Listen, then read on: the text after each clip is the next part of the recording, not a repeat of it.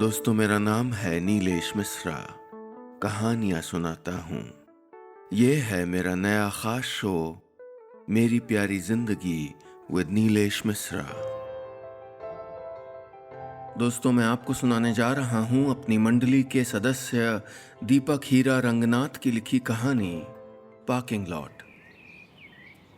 चलिए ना फूफा जी, पापा, चाचा, वीरेन अंकल सब आपका इंतजार कर रहे हैं। तुम्हें जाओ, हम नहीं आएंगे। अभी तो तुम्हारी मूछें नहीं फूटी और तुम हमको सिखाओगे। तुम्हारे पप्पा लोग तो दो दो पैक हमारे बिना कटक लिए, अब काहे का इंतजार कर रहे हैं? अरे हम कब से रुके थे कि भाई सालों के साथ बैठेंगे, लेकिन वो लोग जीजा की इज्जत करें तब ना। क्या तो हमारा मन नहीं है नहीं तो। फूफा जी ने मुंह फेर लिया। मैं 2 पल रुका, फिर खाने के काउंटर से गुलाब जामुन उठाया, अपनी टाई लूज की और पार्किंग लॉट की ओर जाने लगा। पीछे स्टेज पर दुल्हन बनी बिट्टो दीदी और हमारे नए कोरे जीजा जी को फोटोग्राफर अलग अलग पोज में पुतलों की तरह खड़ा करके फोटो ले रहा था।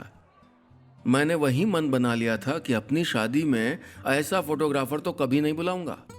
पार्किंग में पहुंचा तो चाचा और पापा हाथ में प्लास्टिक के ग्लास लिए खड़े थे।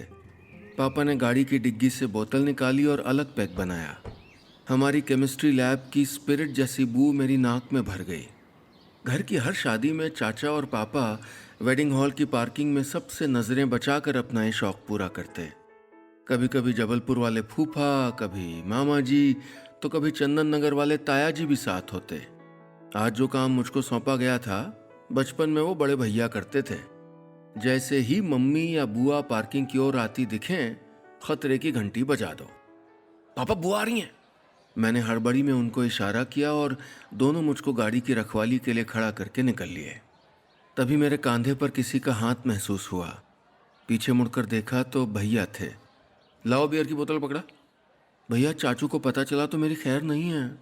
अरे तुम डरते बहुत हो, वो खुद नशे में है। अरे उनको क्या पता चलेगा अगर 2 बियर गायब भी हो गई है? भैया ने एक बोतल खोली और वहीं गटकने लगे। देख क्या रहे हो, तुम भी लो। उन्होंने हाथ में बोतल पकड़ा दी। भैया, मैंने कभी पी नहीं है, मैंने हिचकते हुए कहा। अरे कब तक बच्चे बने रहोगे भाई? 18 के हो गए हो और तुमको कौन सी 10 बोतल पिला रहे हैं भाई? पापा नहीं पीते क्या? हमें ट्राई करने में क्या हर्ज है? उन्होंने जिद की तो मैंने पहला कड़वा घूंट गले से उतारा। एक पल को लगा जैसे उल्टी आ जाएगी, लेकिन भैया के सामने खुद को स्ट्रांग दिखाने के लिए मैं आधी बोतल पी गया। भैया हैरानी से मुझको देखते रहे, फिर गले लगा के बोले, ये हुई ना मेरे भाई वाली बात है? विदाई के समय तक मेरा दिमाग हल्का हो चुका था। मैं बहुत संभल संभल कर चल रहा था ताकि किसी को शक ना हो। मुंह में सौंफ भर रखी थी। मैंने दीदी की अटैची उठाई और गाड़ी में रख ही रहा था कि अचानक से चक्कर जैसा महसूस हुआ। इससे पहले मैं खुद को संभाल पाता, पेट में अचानक आग उठी और उल्टी होने लगी। मैं वहीं जमीन पर बैठ गया। न अटैची का होश रहा, न अपने कपड़ों का। आसपास की हल्की हल्की खुसुर फुसुर साफ सुनाई दे रही थी।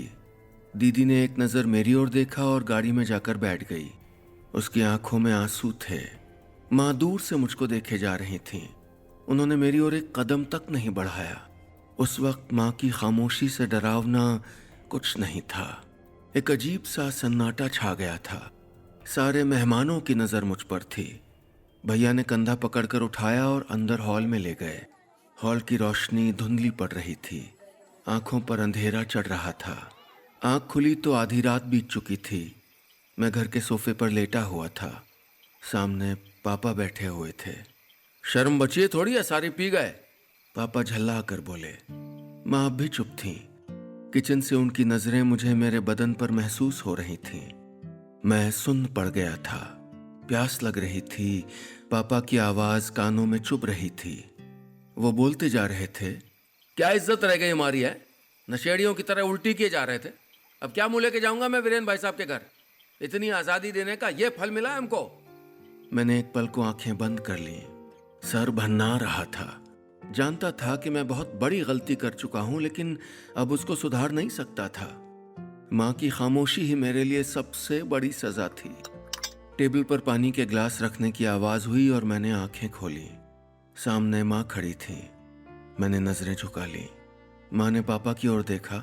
उसे दोष देने से पहले एक बार खुद से पूछिए, कल को वो भी कहीं अपने भाइयों के साथ पार्किंग लॉट में न खड़ा मिले। माँ सीढ़ियों से होते हुए अपने कमरे में चली गईं। पापा और मैं दोनों नजरें झुकाए हॉल में बैठे रहे। अगली सुबह पापा गाड़ी धो रहे थे। पास में पड़े डस्टबिन में शराब की बोतलें पड़ी थीं, गाड़ी वाली भी और घर वाली भी। बस इतनी सी थी ये कहानी। दोस्तों, ये थी मेरी मंडली के सदस्य दीपक हीरा रंगनाथ की लिखी कहानी पार्किंग लॉट। क्या आप भी कभी यूं शराब पीने के बाद शर्मिंदा हुए हैं, या आपने अपने आसपास किसी को ऐसे शर्मिंदा होते देखा है? शेयर करिए मेरे साथ नीचे कमेंट्स में। और हाँ, अगर आप चाहते हैं कि आप या आपके जानने वाले शराब छोड़ नहीं पा रहे और उनको कोई मदद चाहिए, तो ईमेल करिए poisonswelove@gmail.com पर, यानी poisonswelove@gmail.com पर, या देखाइए वेबसाइट poisonswelove.org। अभी मैं चलता हूँ, जल्द मिलूंगा फिर लेकर एक नई कहानी अपने इस खास शो में जिसका नाम है मेरी प्यारी जिंदगी with Nilesh Mishra, World Health Organization और मेरी एक साझा पेशकश।